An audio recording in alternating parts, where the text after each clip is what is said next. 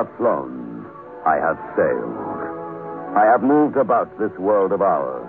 And ever in search of the finest of its kind, we bring you the tops in Spine Chillers.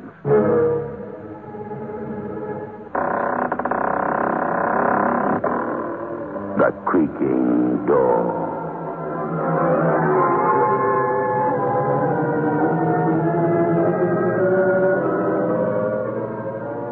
The manufacturers of State Express 3/5 Filter King cigarettes take pleasure in presenting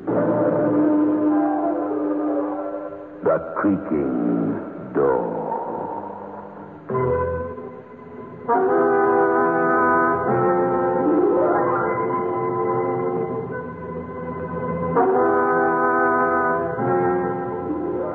Good evening, friends of The Creaking Door. The Creaking Door is open. So do come in. Feeling the cold a little? Don't worry. It's always warm here. We keep the fires going all the time. And you'd never guess what we use instead of coal.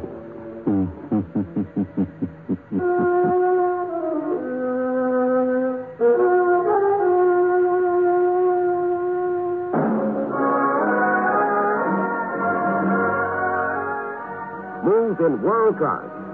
Get the taste of new smooth State Express 3/5s today. We promise you, it's the smoothest cigarette you can get.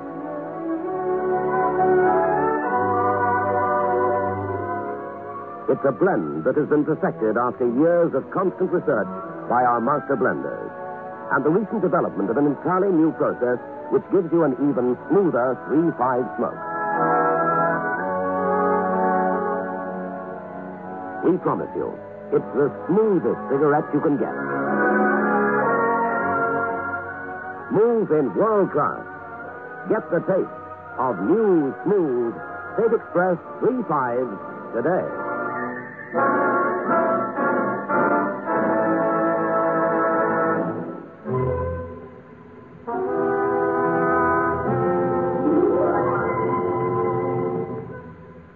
Coal mines are interesting places, aren't they? One feels so much closer to the heart of things. But one must be careful not to make a fool of oneself. Gordon Armstrong nearly did. He was a geologist, and with his wife was on a motoring holiday in South Wales.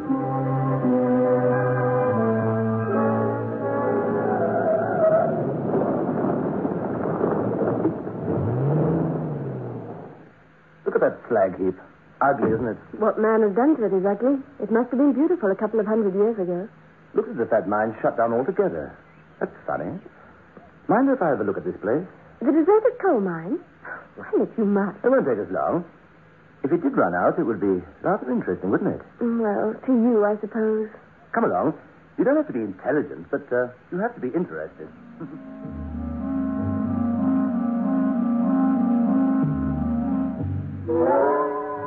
Many of the early coal mines in Wales were open cast workings. Those that weren't, such as this one, never went down particularly deep. There was a hand ladder down the side of the pit shaft. Anne wasn't too keen, so she stayed on the surface, while I descended the ladder. There were 3 levels, and I reached the deepest one quite easily. There must be easier ways. Now, the torch.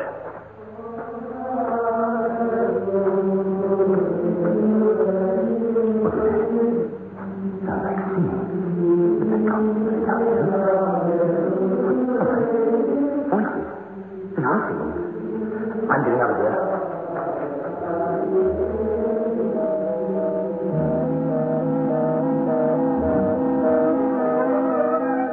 I couldn't believe my ears.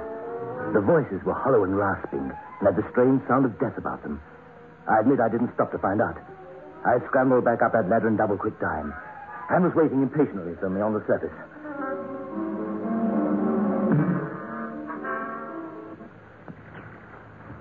Let's get out of here. What's the matter? You look as if you've seen a ghost. I didn't see anything, but I heard enough. Come on, let's get back to the car. I need a drink.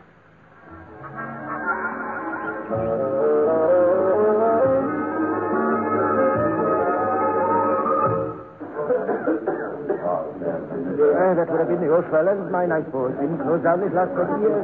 Why did they close it down? Because the men refused to work there, that's why. After they brought up those bodies. What bodies? Oh, well, there was a cave-in, you know.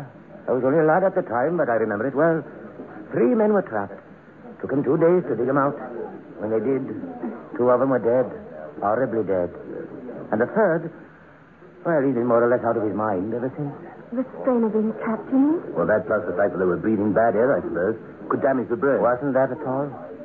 Oh, you was the third man. He's sitting over there. Why don't you have a word with him?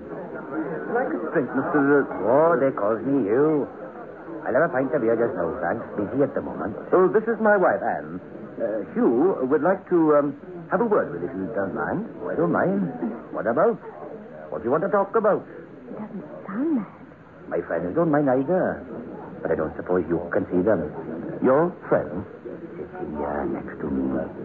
They won't bother you, though. It's me they're interested in. Making sure I don't talk too much. Talk about what? Oh, doesn't matter. So what do you want to talk about, then? The mine, the Llewellyn mine. Oh, the mine. The barman says that you were the only survivor of a disaster there, a cave-in. That's right. Only I didn't survive, really. Not really. I'm a geologist. I'm very interested in that old mine. Looks to me as if there's still plenty of coal down there. Oh, plenty. Tons and tons and tons of it. Plenty, boy. So why does no one work it anymore? Can't get nobody to go down there. Not after the sacrifices. I was lucky. I might have been sacrificed too. I don't understand. Sacrifice? Oh, who would have sacrificed you? The Druids. The Druids down there in the mine. They would have done it.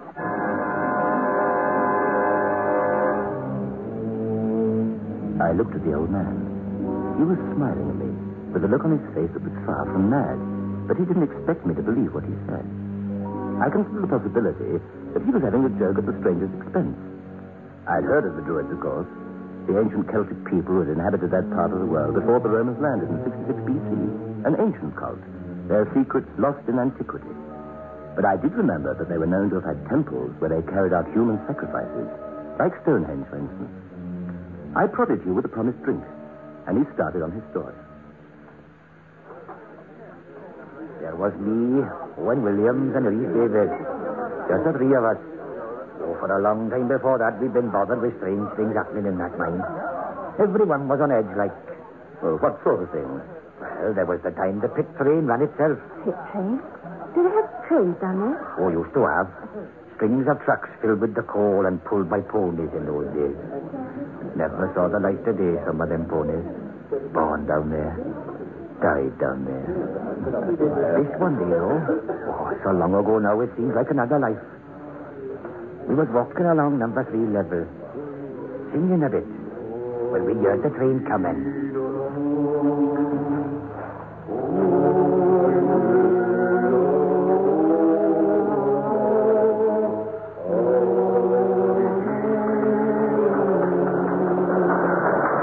What's that, boy? Don't let the truck. Put up a taxi.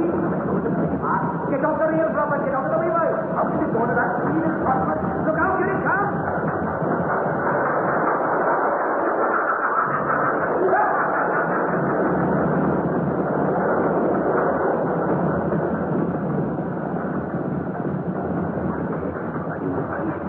Did you see that? I saw it, boy. I saw him standing there naked as the day, painted all over, screaming and laughing. I saw him. Oh, boys, it's best to see nothing about this. Oh, Robert, nobody will believe us. Come on, boys, let's go.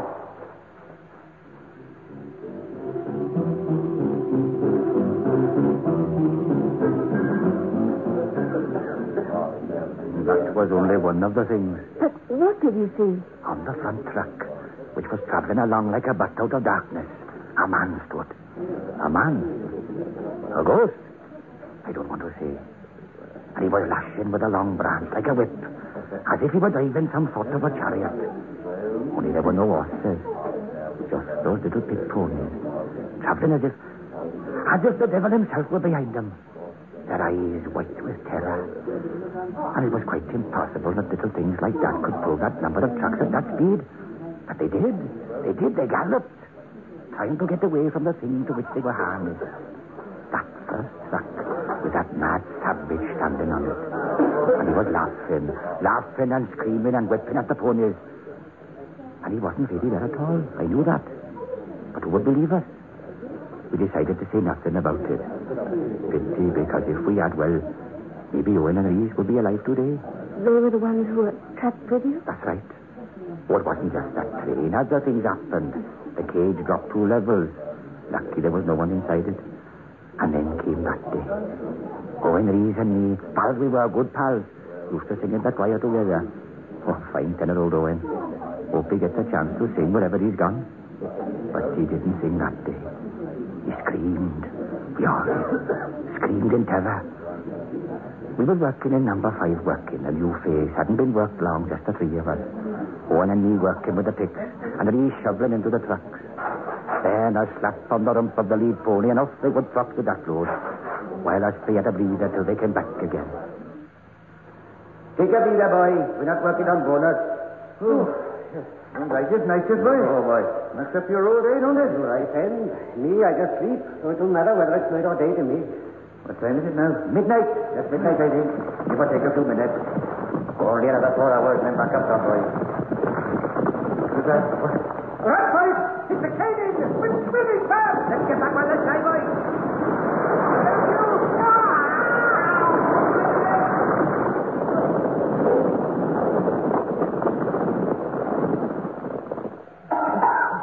You? You all right, man? Oh, it's my leg, but I'm all right, I think. Reed? All right. I just can't see anything. The lights have gone out. Oh, the key, they would have done that. Oh, don't worry. They're over here. Won't take them long. They'll get us out. Can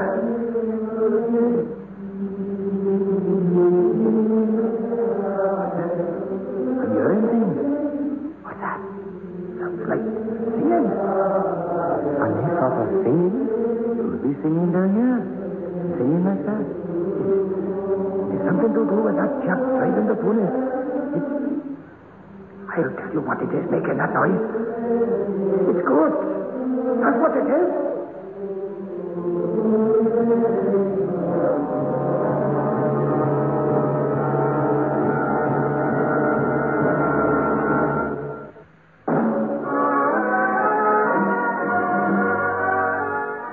Smooth in world class. Get the taste of new smooth State Express 3.5s today. We promise you, it's the smoothest cigarette you can get.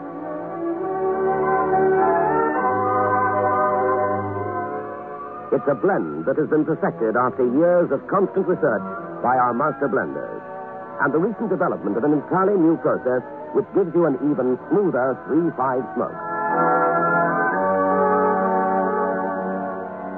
We promise you, it's the smoothest cigarette you can get. Smooth in world class. Get the taste of new, smooth State Express 3.5s today.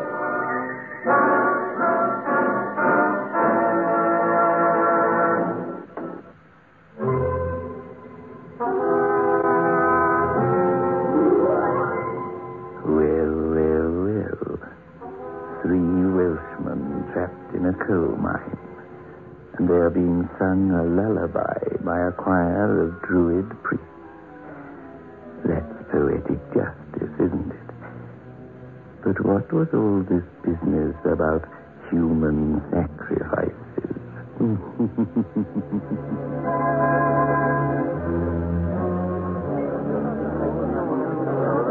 it was ghost singing. It was coming towards us and singing.